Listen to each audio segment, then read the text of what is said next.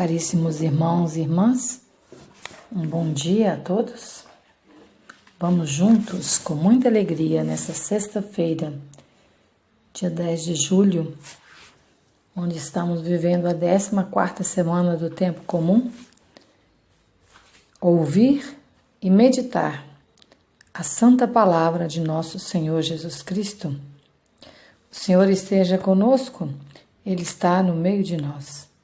Proclamação do Evangelho de nosso Senhor Jesus Cristo, segundo Mateus. Glória a vós, Senhor.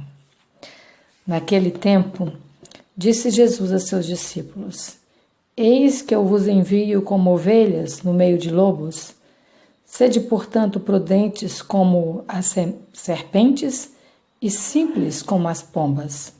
Cuidado com os homens, porque eles vos entregarão aos tribunais e vos açoitarão nas suas sinagogas.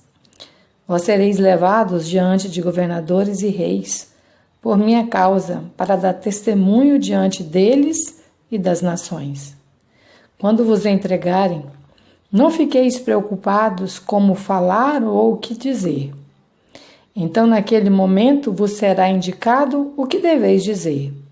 Com efeito, não sereis vós que havereis de falar, mas sim o Espírito de vosso Pai é que falará através de vós. O irmão entregará à morte o próprio irmão. O pai entregará o filho. Os filhos se levantarão contra seus pais e os matarão. Vós sereis odiados por todos por causa do meu nome. Mas quem perseverar até o fim, esse será salvo. Quando vos perseguirem numa cidade, fugi para outra. Em verdade vos digo, vós não acabareis de percorrer as cidades de Israel antes que venha o Filho do Homem. Palavra da salvação. Glória a vós, Senhor. Certo dia, à beira-mar, apareceu. Caríssimos irmãos e irmãs, hoje, refletindo esta santa palavra de Deus,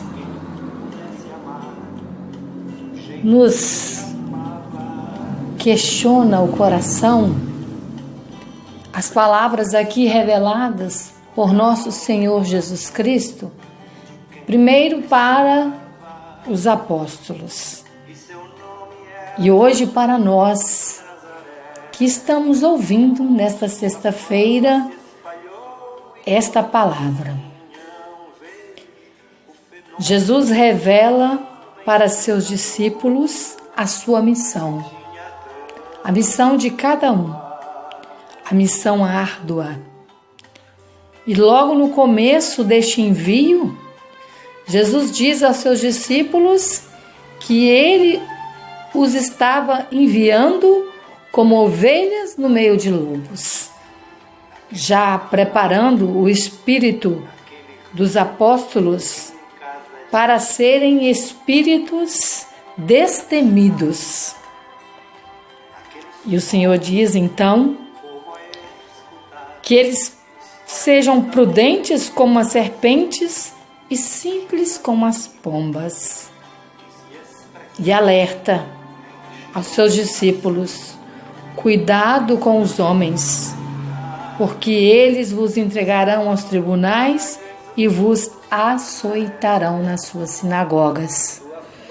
E nós sabemos hoje, nesses mais de 2000 anos de história do cristianismo, que todas essas palavras de Jesus se cumpriram com os primeiros apóstolos, com os primeiros que abraçaram a fé cristã.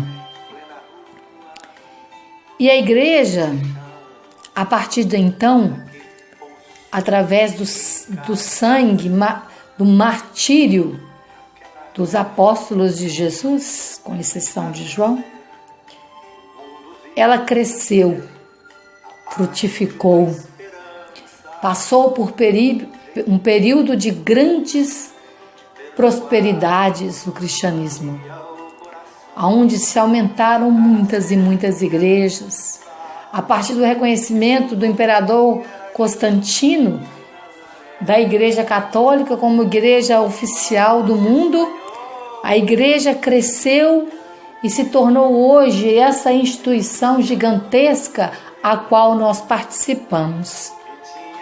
Mas o próprio Jesus Cristo, ele revela que esta igreja nascente no sangue dele derramado na cruz, sangue e água que saíram do seu lado na cruz, seria a igreja da contradição, a igreja da perseguição. E Jesus vai dizer que a sua pessoa, os seus ensinamentos, causaria no mundo uma revolução tão grande que irmão entregaria irmão à morte, pai entregaria o filho, e que todos aqueles que abraçassem a fé, tanto naquele tempo como hoje, seriam odiados por causa do nome de Jesus. Por quê? Nós perguntamos. Por que tanta rejeição à Igreja de Cristo? Quando vemos assim os ensinamentos do Senhor, nós podemos entender que o porquê tantas perseguições. Jesus ensinava que era preciso amar a Deus sobre todas as coisas, ou seja, amar a Deus acima da minha família, dos meus bens materiais, amar a Deus acima de mim mesmo, amar a Deus acima do meu marido, da minha esposa, dos meus filhos, dos meus interesses. Jesus ensinava a amar os inimigos. Jesus revelava que não veio ao mundo para abolir a lei, mas para dar à lei um pleno cumprimento. Jesus pregou a realidade do inferno, que o inferno existia, que ele existe, ele é real, e aquele que não busca o caminho do Senhor estará no fogo da geena. E ele revela então que ele é o único caminho para se chegar ao Pai. Aí está, amados irmãos, o ponto de contradição que Jesus causou na história da humanidade. Porque até então, até a encarnação do Verbo, a humanidade tinha o Deus Pai revelado a Abraão, manifestado ali já desde Abraão, e a humanidade tinha em outras regiões outros deuses. Israel já conhecia o Deus Yahvé, o Deus Eu Sou, aquele que é. Mas o restante da humanidade não conhecia. E existia vários deuses, entre outras nações que ali eram vizinhas de Israel, ou que até mesmo dominou Israel. E a gente sabe pelas passagens do Santo Evangelho que muitas vezes Israel foi seduzido por esses falsos deuses. Em muitas oportunidades, Israel foi seduzida por esses falsos deuses.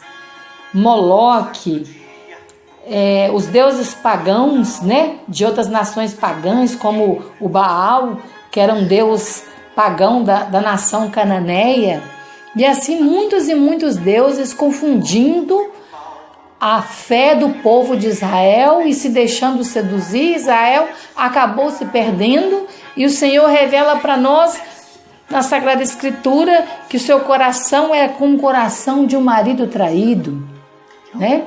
E ele via Israel ali como uma prostituta que o traía quando se voltava para outros deuses. E quando Jesus se encarna no meio da humanidade, Jesus coloca ali um ponto final nas ilusões que os falsos deuses colocavam em seu povo. Porque o nosso Deus, então, agora tem um rosto. O nosso Deus agora tem uma palavra. O nosso Deus agora tem um ensinamento profundo, direto e real. O nosso Deus habitou no meio de nós, se fez um de nós. E esta realidade, amados irmãos, é a maior graça que nós temos, porque hoje nós conhecemos o Pai. Cristo nos revelou o Pai. A igreja de Yahvé, do Deus Eu Sou, aquele que é a igreja do cristianismo. E ao afirmar que para chegar ao Pai, para chegar a Yahvé, o Deus Eu Sou, o único caminho é Jesus Cristo, nós nos tornamos assim um ponto de contradição que Jesus nos revela no Santo Evangelho. Porque hoje, assim como há muito tempo atrás, existe inumerosas religiões, existe inumerosos deuses falsos por aí. Tanto deuses em religiões, como deuses na forma humana. Por exemplo, as pessoas cultuam artistas, acaba se tornando um deus para suas vidas.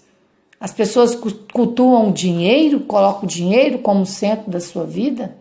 As pessoas cultuam a beleza a ponto de colocar suas vidas em risco numa cirurgia de estética para poder ficar bonita para o mundo. É uma forma de adoração a um Deus, o Deus corpo. As pessoas, elas têm se deixado levar por muitas enganações. No tempo de Israel, existia ali os deuses denominados, né? Baal, Moloque, que nada mais é do que o próprio Satanás. Hoje nós temos vários deuses que têm seduzido o povo eleito, o povo escolhido. Quem é esse povo eleito hoje? O povo eleito hoje é o povo batizado no sangue do Cordeiro. É o povo que foi batizado e remido pelas águas do batismo em Cristo Jesus. Este é o povo eleito. E este povo eleito tem sido seduzido por muitas e falsas realizações e profecias que o mundo tem oferecido. Muitas enganações. Então, amados, quando nós deixamos que essas coisas do mundo, esses falsos deuses que o mundo tem, nos seduz, a forma de visão do Senhor não muda. É a mesma forma de visão que o Senhor tinha para com Israel, quando Israel voltava para os falsos deuses. É o sentimento de um marido apaixonado, abandonado pela sua esposa. É assim que o Senhor se sente, quando nós deixamos nos atrair por esses falsos deuses. Jesus nos convida no Evangelho de hoje a fugir de situações que possam nos enganar, que possam nos colocar em situação de discórdia, que possam nos colocar em situação de guerra e de inimizade. Ele nos convida a viver a verdade, a percorrer os caminhos do Senhor. Na primeira leitura de hoje, Oséias encerra assim, o profeta Oséias, que foi o grande denunciador das traições de Israel ao Deus verdadeiro. Oséias vai dizer: são retos os caminhos do Senhor, e por eles andarão os justos, enquanto os maus ali tropeçam e caem. Amados irmãos e irmãs, os caminhos do Senhor não têm curvas, eles são retos. Portanto, não há curvas e não há meio termo para seguir Jesus. É sim, sim ou não, não. Ou a gente segue ou não segue, porque o Senhor vai nos revelar que o que vem além disso, ou seja, aquele que não é sim e não é não, que vive na mornidade, vem do maligno, é decisão. E esses tempos que estamos vivendo é tempo de decisão. Nós temos que decidir de que lado estaremos. Se estaremos do lado do homem da Galileia, que era Deus e homem, e ensinou profundamente para nós o caminho, ou estaremos no mundo. É uma escolha. Ninguém é obrigado, mas temos consequências.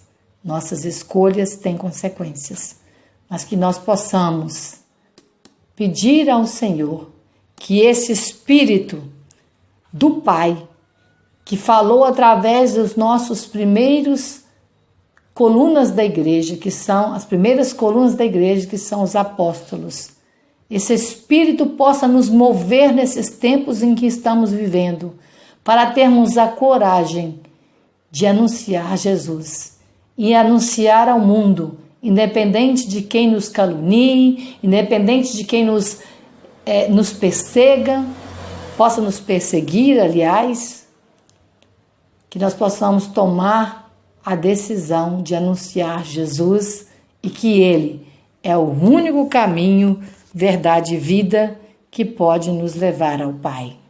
Louvado seja o nosso Senhor Jesus Cristo, para sempre seja louvado.